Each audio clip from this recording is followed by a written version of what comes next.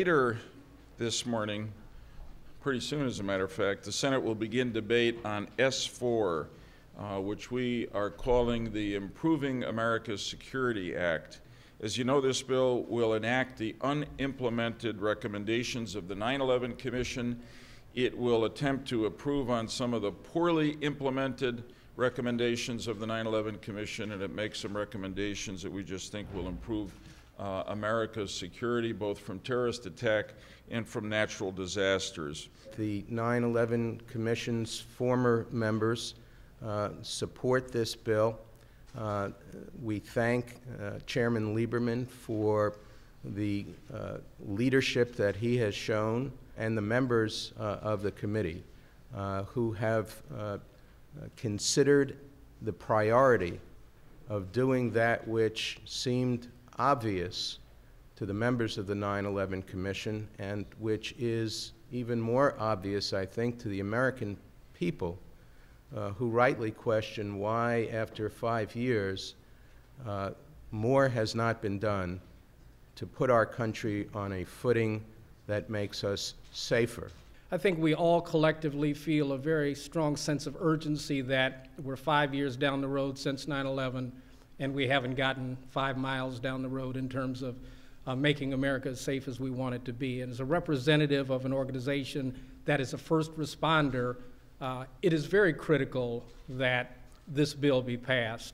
When we look at the fact that it has only been 8 short weeks since the beginning of the year, and our chairman of Homeland Security has brought this bill forward with a sense of urgency that we have had for the last 5 years and more.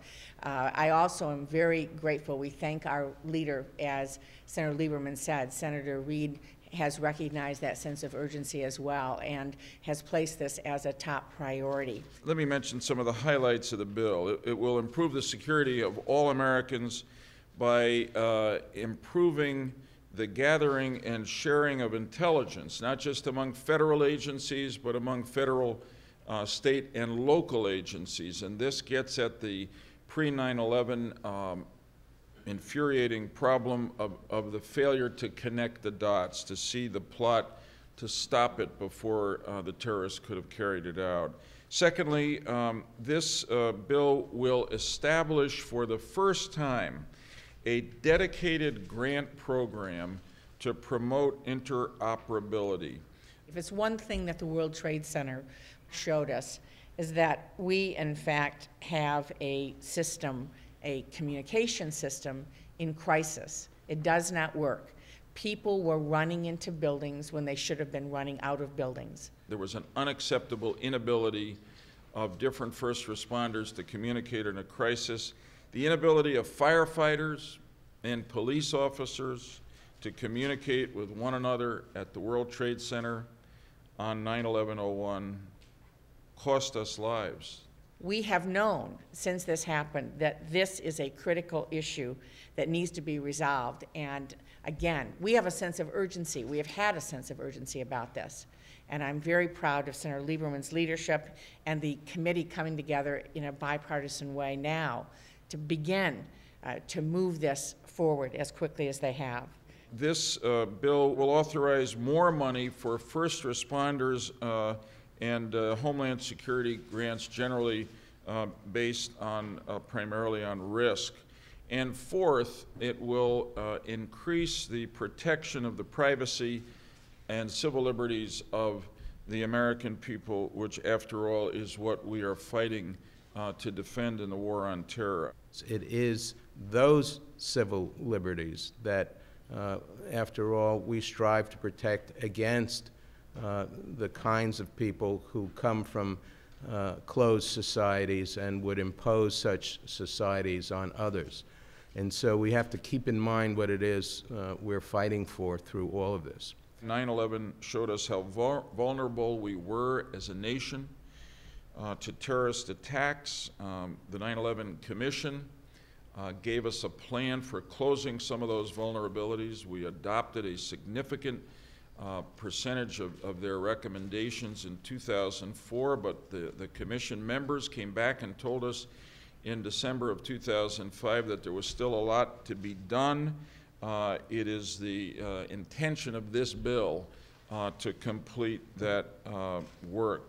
And in doing so, to adopt for the first time a national all hazards strategy of preparedness to strengthen our nation not only against the threat of terrorist attack, but to make sure that we are able to respond to and recover from natural disasters as well. We've studied, we have reflected, and now with a real sense of urgency, it is time to act. The efforts of this Congress are very much appreciated, not only by the 9/11 Commission members, but representatives of the families of those who were killed in the attacks of 9/11.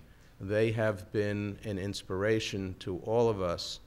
They have been the heart and soul and memory for all of us of what needs to be done, the sense of urgency that requires that we not be complacent. We are pretty united in terms of supporting our troops when we talk about the war in Iraq. And I think it's time to start looking at supporting your troops in the United States with first responders who are both police and fire with the same passion and the same enthusiasm for folks who are going to be on the front line defending this country. We are committed to doing what is necessary to keep people in the United States safe. And as Sheriff Evans said, it's time that we had a sense of urgency about supporting our troops here at home, which are our first responders on the front lines, the first people that we're going to look to in case of an attack on our soil. And we need to move this forward very quickly, and that's what we're doing.